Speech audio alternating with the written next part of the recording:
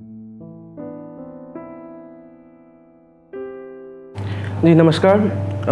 ये मेरा पहला बार है, तो अगर कुछ गलती हुआ तो माफ़ करिएगा।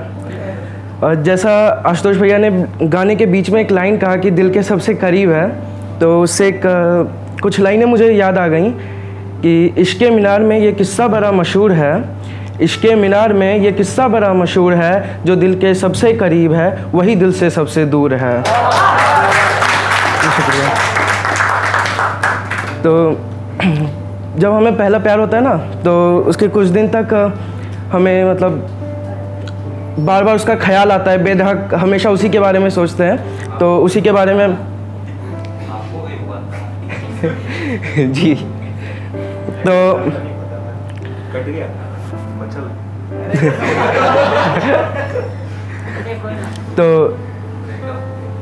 तो जब हुआ था तो तब लिखा था, चलो एक नज़्म गुनगुनाई जाए, चलो एक नज़्म गुनगुनाई जाए, वो जो मेरे ख़यालों में बेधड़क आया करती है, क्यों ना आज उसके ख्वाबों को सजाया जाए। शुक्रिया।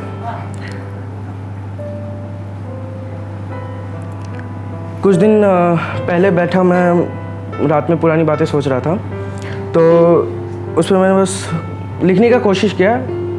वो कुछ इस तरह है कि आज बैठा मैं पुरानी बातें सोच रहा था, आज बैठा मैं पुरानी बातें सोच रहा था, साथ ही साथ हमारे पुराने मैसेजेस पढ़ रहा था। फिर मुझे महसूस हुआ कि तुमने कभी तो इश्क किया ही नहीं था, जो था बस एक तरफ़ा ही था।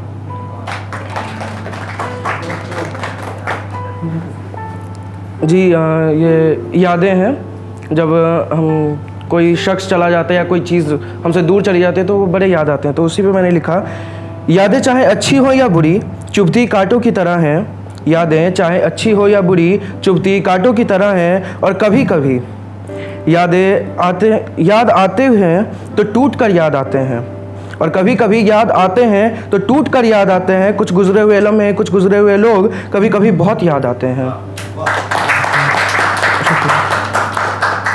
और ये मैं एक छोटी सी कविता है, जब मैं अपने टीचर के साथ बैठ के पढ़ रहा था तो मेरे जहन में आया जोकर। तो मैंने बोला, तो सर ने बोला, जोकर को देख हम हंस पड़ते हैं ठीक जोकरों की तरह।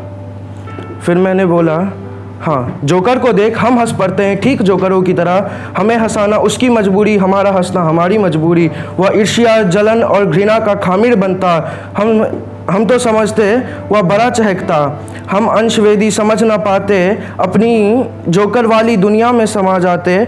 हमारे घर के बगल की चौड़ी सड़क सिकुड़ती संकुचित होती, छुरी सी पगडंडी बन जाती, उसकी पतली गली संकीर्णता से विस्तृत का सफ़र करती।